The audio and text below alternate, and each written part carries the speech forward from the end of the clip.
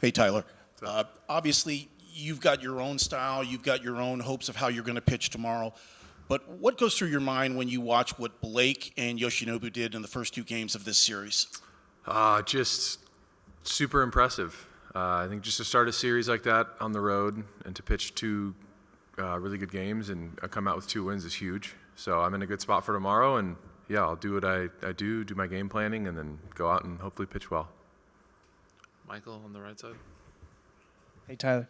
Freddie, Mookie, some of the vets on this team always say, like, hitting can be contagious, slumps can be contagious. Can pitching be contagious? To piggyback off what he said, could you pick up off that momentum that you guys before you just did in these last 2 games? I hope so. Yeah, I think I don't know. For me, I think sometimes it sounds cool and it's like kind of magical, but I think it's kind of like if you just go out and pitch well. I think because we have a lot of good starting pitching, I think because we have a lot of good hitting, I think a lot of times like it will line up all together at some points, and then sometimes in season it won't. So I don't know if it's just kind of like statistically like the odds are that we will pitch good all together at some point, or if it does kind of have some sort of momentum effect. I hope it does, because then it would help me out tomorrow. But I don't know. Like I hope, I guess, is my short answer.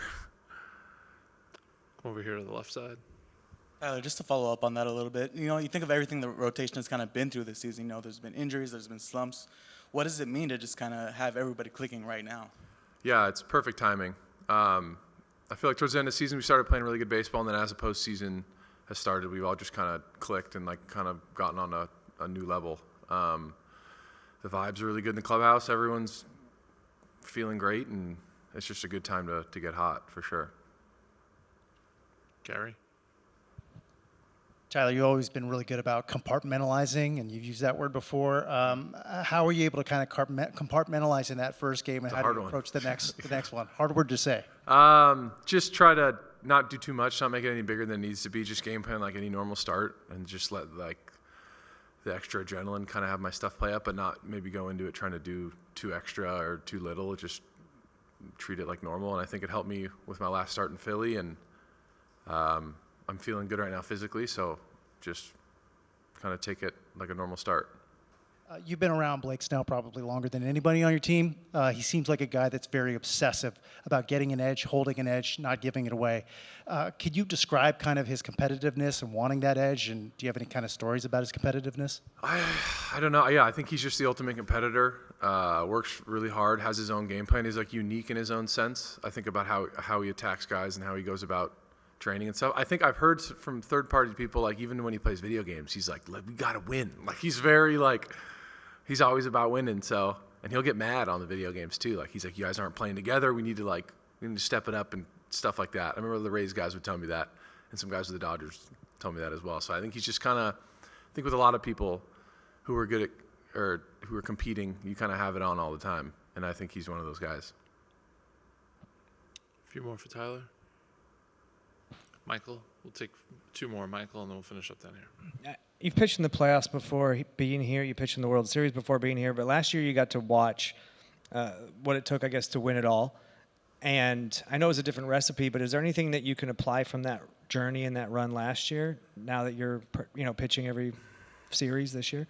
I think just how strong we are together as a team. Like we do so much stuff together, playing, bus route, everything all together. And I think that's I don't even know who started doing that, but I think we've made it a point to just do everything together and practice and planes and everything. So it's even small group stuff, maybe Miggy or Mookie, I don't know. I think just that. I think that's what I noticed the most last year. Just how it almost felt like Little League again in a way, bussing the games together. And I know our teams fly, but we have our own plane, and it's just a really, really tight-knit group. And I think last year I saw how helpful that was.